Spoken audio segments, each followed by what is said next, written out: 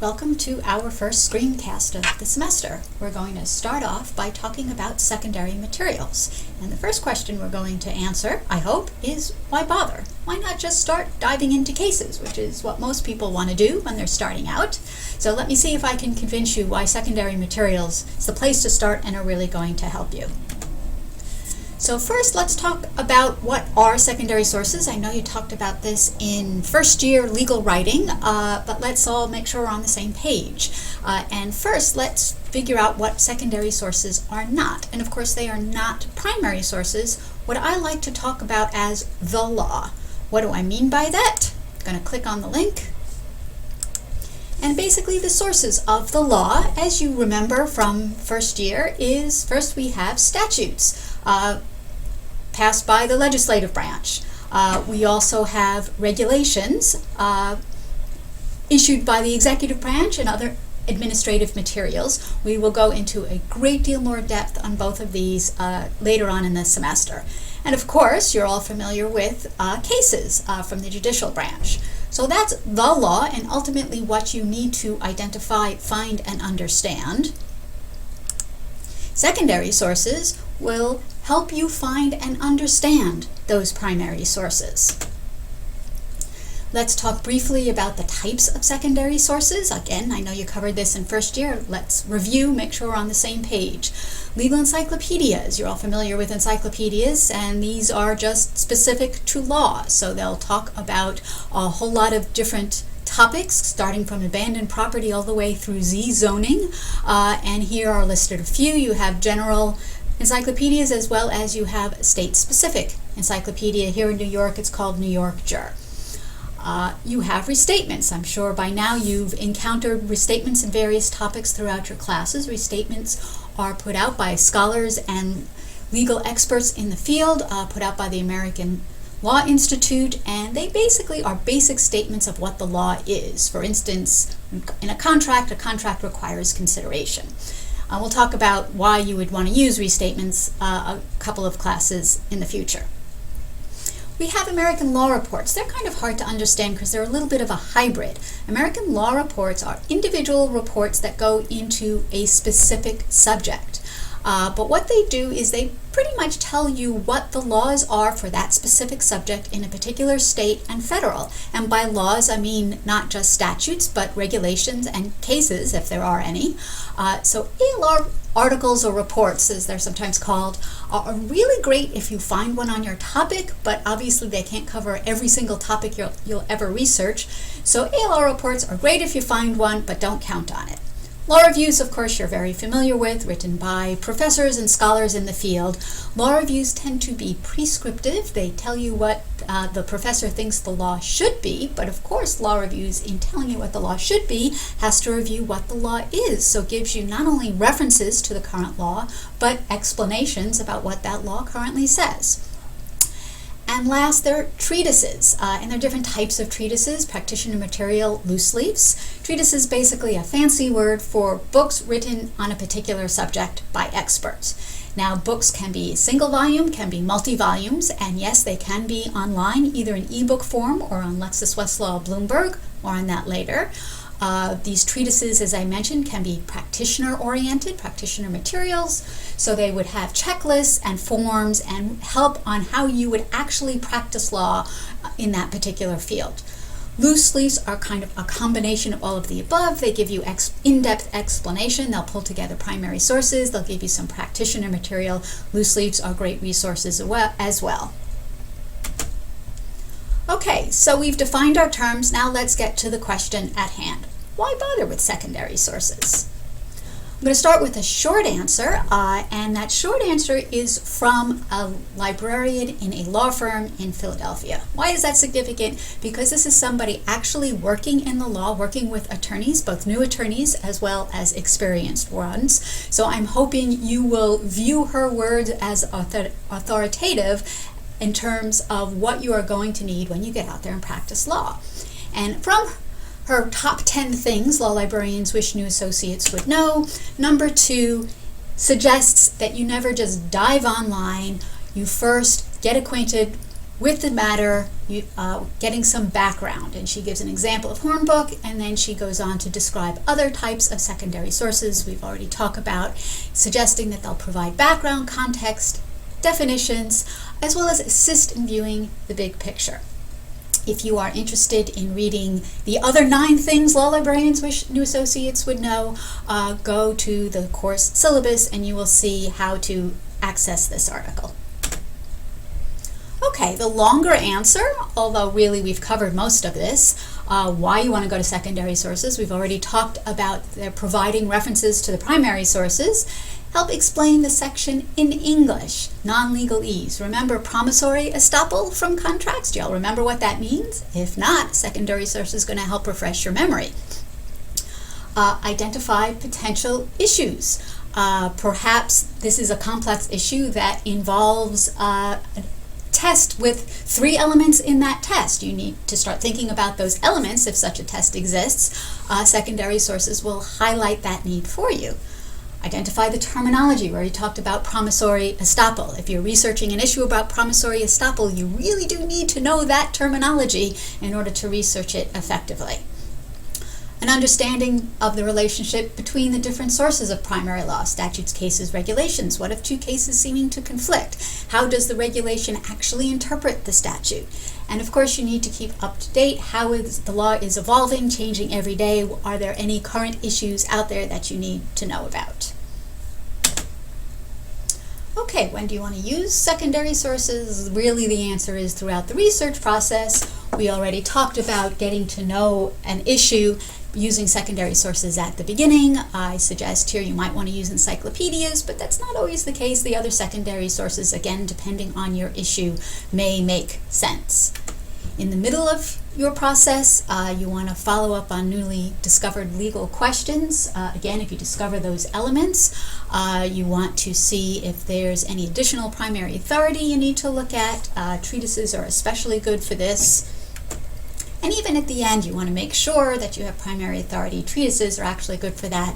And also make sure your analysis is up to date, again, with those any current developments. And there are current awareness of sources that we'll be talking about soon. Okay, so hopefully I have now convinced you why you want to use secondary sources. How do you go about doing that? Well, if you have a sense of what you want to look at, say you know that you are interested in the UCC, we're here in a treatise on contracts, you might go into the index,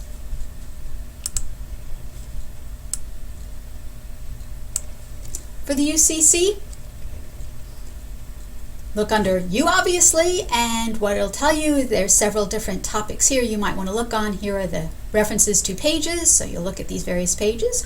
Or what you might want to do is see also sales contracts. So you might want to turn the index pages back from U to S for sales contracts and see what the index lists under sales contracts. If you happen to know you're interested in substituted agreement, then what you need to do, there's nothing listed here. You need, again, to turn the index pages back, go back to D for discharge. And finally, my favorite, because it's going to be the most useful, if you're interested in unconscionability, then it's telling you you're going to get a general discussion here starting on page 380, and I say starting on page 80 because this et sec means and following in Latin. Don't ask me why.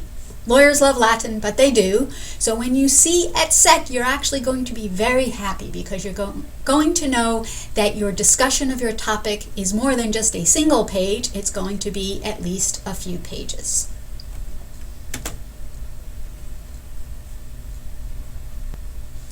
Okay, so that's the index. Another resource in many secondary sources, especially treatises, are the table of contents.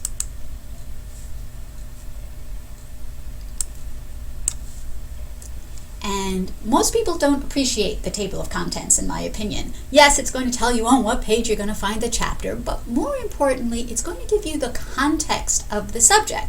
We have only one snippet of a page here, but if we were to flip through the pages of the table of contents and come to chapter 9, we would see avoidance or reformation for misconduct or mistake, and we would scan through and we would learn, for instance, that duress is related to that topic, undue influence. So we've learned a little bit of terminology.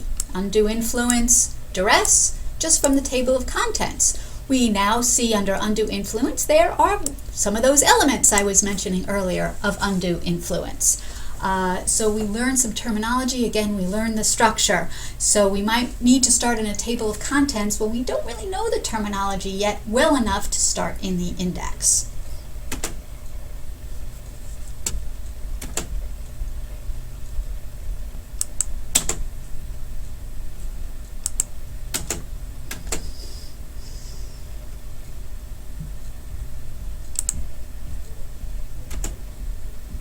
Another way we might use secondary sources is the good old keyword search online. On right now I'll talk about the three main services, but we will be talking about other databases as well. And the three main services, not surprisingly, look kind of alike. You've got your basic search box up top. They all think Google is the greatest thing. So they're hoping you will, since everybody else does, they're hoping you'll like their Google-like box. So you might put your keywords in up here. And if you did a keyword search, you'll see here on Bloomberg, it'll tell you what your keyword search was, and then here you would want to filter your results to narrow it down to secondary sources. Pretty much the same thing on Lexis. Again, the good old search box where you would put in your keywords. You might want to use some terms and connectors. We'll be talking about how and why again in a later class. And then of course you'll want to filter what type of material you're going to want to look at and decide. And of course if you're interested in secondary materials, that's how you would get there. And it looks pretty much the same on Westlaw. Okay, you want to make sure when you are using any sort of resource, secondary source, primary source, online, in print, Google, on the web, social media, you name it, you need to update, update, and update. And you're going to hear this an awful lot this semester. The law is changing every day. You need to be bibliographically aware. Remember, that's a concept we talked about in the first class, about how up-to-date your resource is. There's no guarantee that anything online is up-to-date just because it's online. It may have been put up there in 2008 and never updated since. And of course, as we've already talked about, you want to make sure to gather those all-important primary references, because ultimately that's what you need to argue from and cite to. And it's a really good idea to keep track of your research. Keep a log. I'll show you how on the major services, Lexis, Westlaw, Bloomberg, that you can be helped to do that. But you want to keep track of what you're doing, because if you get interrupted in the middle and come back 2 weeks later, you don't want to have to start from scratch. Be very, very careful when you go online to use secondary sources. On Lexis, on Westlaw, and we'll talk about why not on Bloomberg later, they tend to cost a lot of money and very frequently are not in your contract. And we'll talk about what your contract means and why it's relevant again later, but just be aware secondary sources tend to cost a lot of money if they're not in your contract. Okay, so we've talked a lot about how to use, why to use them, what to beware of, how do you find them. We'll be going over these in the next class, and we will be reviewing all of these, and you'll get to do some workshops to get your hands on them. But just to go over briefly, of course, the library catalog is going to tell you what's here at Hofstra. If you use the Hofstra library catalog, if you use a different catalog, you will get some other resources as well. We'll talk about why you might want to use research guides. LWB stands for Lexis, Westlaw, Bloomberg. And again, we'll talk about ways of effectively using those services. Google Books, you've probably encountered that, maybe without knowing it. In addition to Lexis, Westlaw, and Bloomberg, there are subject-specific databases that are worth knowing about that will frequently give you far more targeted and sometimes more useful secondary sources. And by all means, blogs, websites, online newspapers can be extraordinarily useful. If you're using secondary sources, really as you're using any resource, you want to evaluate it as you're going. Don't assume that I have this ALR, I have to find a good ALR article, or I'm supposed to start in the encyclopedia, so something's got to be in here. Sometimes the encyclopedias are going to be great, and sometimes they're really not going to be useful. So is it helping? Very important question. Don't spend hours and hours thinking it's got to help. Okay, if it's not helping, are you asking the right question? Say you have a client who wants to make a new product. Doesn't matter what, use the old widgets if you like. If you're researching product liability and your client hasn't even made the widget yet, how could she be liable for a product that hasn't been made yet? You probably didn't get the question quite right. As you research, you're going to learn new aspects of the law, like we talked about. Maybe you'll learn that there's a 3-element test that you have to analyze.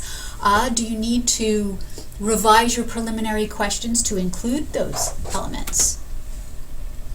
Are there new additional questions? Again, maybe you learn later that you need those elements. Okay, that's it for our first screencast. Make sure to answer the questions on TED Ed. I'm going to leave you with an article that I can't emphasize strongly enough how useful it might be. It's not required for this class. In fact, very little of it involves research, but it does talk about what legal employers want to see in new graduates. And this is a statistical study. They actually went out and asked people. And if you read the article, you will see the responses. I refer you especially to those pages that talk about research, but really at least scan through the whole article to take a look at what's going to be expected of you.